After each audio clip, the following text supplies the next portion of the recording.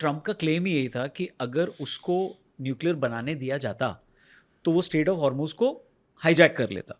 Second, आज जैसी situation आई है तो वो तो मार देता nuclear. Actually Ali Khomeini the senior was वो थोड़ा धीमे चलते थे न्यूक्लियर पे। उन्होंने फतवे भी जारी किए कि हम न्यूक्लियर नहीं करेंगे। अच्छा। तो Ali Khamenei was trying to not do nuclear. In fact वो तो डील कर रहे थे ना, they were doing a dealing. Obama ने तो ईरान डील करी थी, इसी पे हुई थी कि न्यूक्लियर हम नहीं बनाएंगे, तो न्यूक्लियर रुक गया। उसके बाद अभी currently just before this war they were in conversation कि हम न्यूक्लियर नहीं बनाना चाहते हैं, लेकिन हमें इसके बदले क्या मिलेगा। और वो यही कह रहे थे कि हमारे पर कोई अटैक ना करे, हमें यही चाहिए, हमें सिक्योरिटी गारंटी चाहिए। और वो किससे मिलती है? अमेरिका देगा, सिक्योरिटी गारंटी देगा और सैंक्शंस उठाएगा। दो चीजें अमेरिका पे अमेरिका ही भरोसा कर करेगा। सकते अब हैं। अमेरिका पे कौन भरोसा करेगा? वही तो। बिना बताए, बिना वॉर के डिक्लेरेशन के they attacked him, right. They killed his father. अब वो क्यों भरोसा करेगा? और वो छोड़िए, कोई और भरोसा क्यों करेगा? अब तो ब्राजील जैसी कंट्रीज भी कहने लगी हैं कि हम शांतिपूर्ण हैं, बट लगता है ऐसा कि न्यूक्लियर बना लेना चाहिए। सो ट्रम्प के इस गलती ने दुनिया को एक, जिस चीज को रोकने की कोशिश कर रहे हैं वही चीज में ढकेल रहे हैं। ढकेल दिया। Now every small country would want to have a nuclear weapon. अभी देखिएगा कुछ दिन में इंडोनेशिया कहेगा मुझे चाहिए nuclear weapon. Saudi Arabia Pakistan के साथ डील करने की पहले ही कोशिश कर रहा था अबाउट ए न्यूक्लियर कवर, उसकी बात करेगा। फिर ब्राजील बात करेगा कि मुझे भी चाहिए। जितने बड़े बड़े देश हैं जो उनको लगता है कि अमेरिका हमारे पर कभी अटैक कर सकता है, they will say let's go nuclear and that should be a national mission. So Iran का न्यूक्लियर स्ट्रेंथ आपने अभी बताया कि उनके पास यूरेनियम 65% ही है, जितने में मतलब 100 में ही बनेगा, 95 में बनता है। 95 में बनता है। तो अगर 95 में, अच्छा 95 में ही बनेगा, हाँ, 65 में लिमिटेड बनेगा, ऐसा कुछ नहीं होता। नहीं, डर्टी बॉम्ब बनेगा, उससे रेडिएशन बॉम्ब बन सकता है, वो नहीं बनाएगा। वो न्यूक्लियर बॉम्ब बनाने के लिए, सस्टेन चेन रिएक्शन के लिए आपको बहुत ही हाईली प्योरीफाइड यूरेनियम चाहिए। उसको आप कैसे प्योर करते हो? जैसे आप वॉशिंग मशीन में कपड़े सुखाते हो, जोर जोर से नचाते हो उसको, मतलब मंथन के बाद ही विष निकलेगा। बहुत तेज मंथन होता है। मतलब दिस गोज इन 20,000 आरपीएम की स्पीड से अगर जब होगा तब जा करके ये होगा। तो लेकिन प्रोसेस वही है, सेंट्रीफ्यूगल, इसी को सेंट्रीफ्यूज बोलते हैं, क्योंकि सेंट्रीफ्यूगल फोर्स से वो प्योरीफाई करेगा।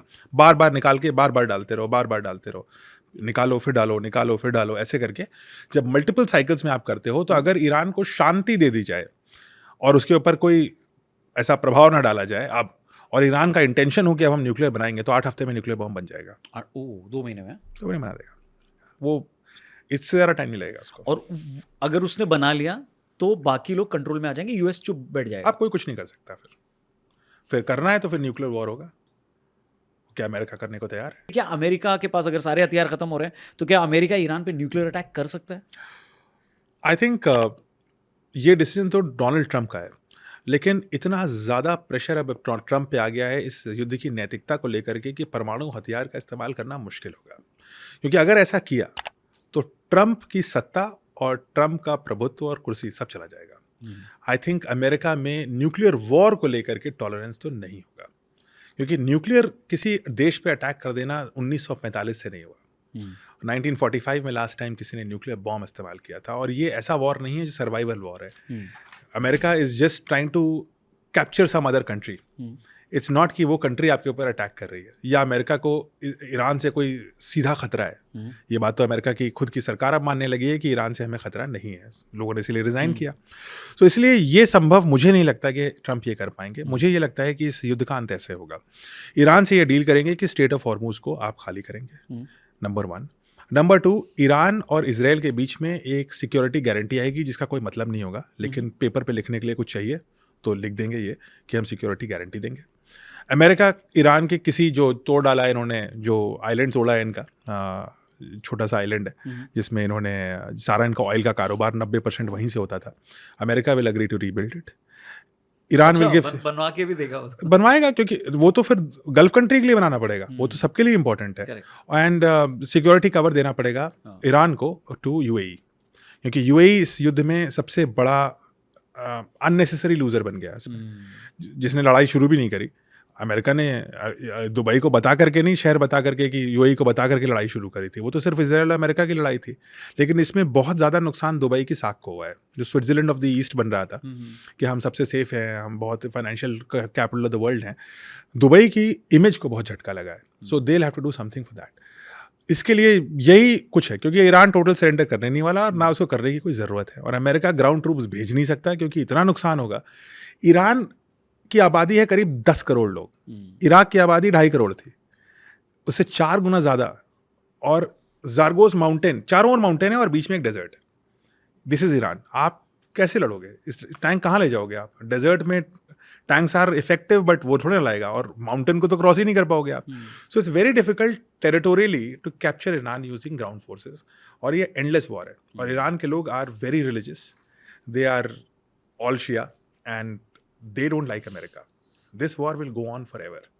तो इसलिए ट्रंप की ये ब्लंडर तो आई होप नहीं करेंगे, न्यूक्लियर ब्लंडर भी नहीं करेंगे, but I think the terms of the deal has to be very clear कि ट्रंप ये कह देंगे मैंने भाई सारी मिसाइल तोड़ दी, मैंने सारे ड्रोन तोड़ दिए, 3-4 दिन तक ईरान कोई ड्रोन और मिसाइल अटैक नहीं करेगा, ये बैक चैनल पे बात हो जाएगी। तो ट्रंप ये कह देंगे देखो 3 दिन से कोई अटैक नहीं हुआ, इसका मतलब मैं जीत गया, अब स्ट्रेट ऑफ हॉर्मुज खोल करके let's do a deal and finish it. This is the natural conclusion. इसमें 2-3 वेरिएबल हैं। एक तो Trump is random, nobody knows वो सुबह उठ के क्या बोलेंगे, हर 3 घंटे नई बात बोलते हैं। दूसरा, Mujtaba is, if he is alive then Mujtaba is has to be revengeful, क्योंकि उसके अंदर बदला लेने की भावना होगी, और वो अमेरिका से तो बदला नहीं ले पाएगा बट इजराइल से तो ले सकता है। और तीसरा, the gulf nations are scared, क्योंकि they got into a war जो जिनसे उनका लेना देना ही नहीं था, वो फालतू में इस वॉर में घसीट गए। So these 3 variables one has to look at, but peace has to be restored because the world cannot sustain this war. और इस युद्ध में कोई भी जीते या ना जीते, जीत तो चाइना की हो रही है, रशिया की हो रही है, both are rivals to US. India पे क्या इम्पैक्ट है इस वॉर का?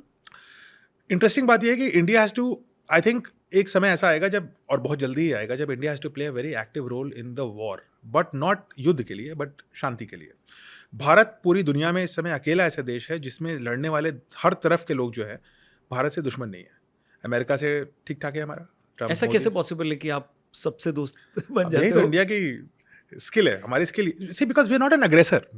हम किसी से सत्ता ले लें, सामान ले लें, तेल चुरा लें, ये सब हमारा काम ही नहीं है। हम अपना काम करते हैं। We have a huge consumer market, हम हर देश से सामान एक्सपोर्ट इंपोर्ट करते हैं। We are a good consumer to everyone and we take care of वो सभी लोग जो कमजोर राष्ट्र हैं, हम उनका ख्याल रखते हैं। बांग्लादेश हमसे लड़ाई लड़ता है, Correct. लड़ाई तो नहीं लड़ता है बट कितना क्या क्या तो बोलता रहता है कि इंडिया हमारे अपराधी को ले गया, ये तो गलत है। इंडिया को क्रिमिनलाइज करने की कोशिश करता है बांग्लादेश, राइट। और हम क्या दे रहे हैं? बांग्लादेश को डीजल दे रहे हैं, है ना। वी डिडंट आस्क हिम कि भाई तुम पहले वो जो शेख हसीना वाला तुमने बोला था वो स्टेटमेंट वापस लो, तब हम तुम्हें डीजल देंगे। और इंडिया ने ईरान से डील कर ली है, तो सारे Sri Lanka, Bangladesh, Bhutan, all these countries are saying कि हम तो डील करेंगे नहीं ईरान से, हमसे ईरान बात नहीं करेगा। बट इंडिया के डील से we will get our fuel. So we are taking care of the SAARC nations minus Pakistan. So we are, तो that builds your image. India का चाइना से ठीक ठाक है। सो ओवरऑल भी इंडिया वो नेगेटिव वाइब रेजोनेट नहीं करता, या it's a reliable partner, non aggressor, non violent kind of a country. और ईरान से भी दोस्ती है, ईरान के साथ रशिया और चाइना है, उनसे भी हम ठीक ठाक हैं। रशिया से तो बहुत अच्छी दोस्ती है, अमेरिका से ठीक ठाक है, इजराइल तो बेस्ट फ्रेंड टाइप्स है। सो बोथ साइड्स के दे ट्रस्ट अस, एंड मुझे लगता है कि 1-2 हफ्ते के अंदर India will be asked to play an active role. In fact Finland के प्राइम मिनिस्टर ने परसों नरसों बोला कि India should play a role. US की मीडिया बोल रही है कि ट्रम्प शुड, वो बंदा बोला, क्या बोल रहे हैं? Tucker Carlson, who is a right wing and anti Indian by the way, is very anti Indian, Tucker Carlson. और वो कह रहा है उसके शो पे, he great someone and this guy says if you want a solution call Modi. Trump should call Modi and ask him to stop this war, and that's the only way this war will stop.